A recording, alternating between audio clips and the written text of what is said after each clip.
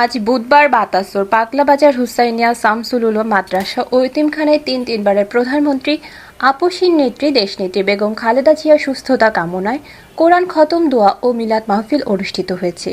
শ্রীপুর থেকে মোহাম্মদ আলী বাবুল এর প্রতিবেদনে বিস্তারিত। সারা বাংলাদেশ স্বীকৃত হিসাবে যাকে ঘোষণা করেছেন আমাদের প্রিয় নেত্রী, আমাদের মা, আজকে মৃত্যুর সাথে পাঞ্জা লড়ছেন।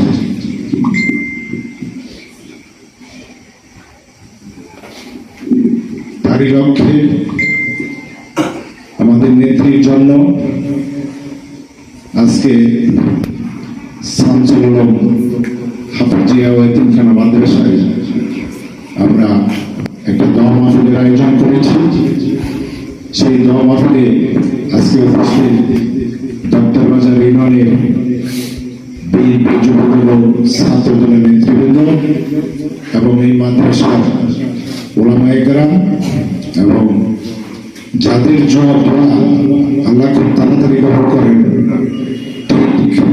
সেই কোরআনের পাখি যারা, তাদেরকে নিয়ে আজকে আমরা এই অনুষ্ঠান করতে চাচ্ছি। আপনারা যারা এখানে উপস্থিত রয়েছেন, হাফিজিয়া উলুম মাদ্রাসা প্রাঙ্গণে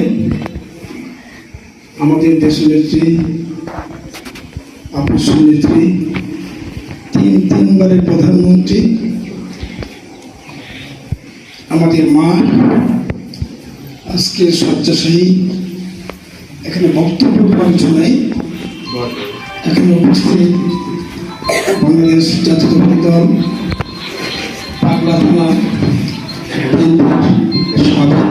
পাগলা থানা বিএনপির উদ্যোগে দোয়া মাহফিলে প্রধান অতিথি হিসেবে উপস্থিত ছিলেন পাগলা থানা বিএনপির সাবেক সদস্য ও গফরগাঁও উপজেলা যুবদলের সাবেক সাধারণ সম্পাদক মাহবুবুর রহমান ফুরকান।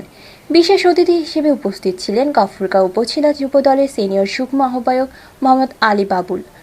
বিশেষ অতিথি হিসেবে আরও উপস্থিত ছিলেন দত্তের বাজার ইউনিয়ন বিএনপি নেতা জাহাঙ্গীর মেম্বার, পাগলা থানা কৃষক দলের সাবেক সদস্য সচিব ফেরদৌস আলম, দত্তের বাজার ইউনিয়ন বিএনপি নেতা তাজউদ্দিন, বিএনপি নেতা মালেক, দত্তের বাজার ইউনিয়ন যুবদল নেতা মোর্শেদ, দত্তের বাজার ইউনিয়ন যুবদল নেতা সুবল, দত্তের বাজার ইউনিয়ন যুবদল নেতা জাহেদুল ইসলাম রানা। দোয়া পরিচালনা করেন অত্র মাদ্রাসার মুহতামিম হাফেজ মাওলানা হাদিউল ইসলাম।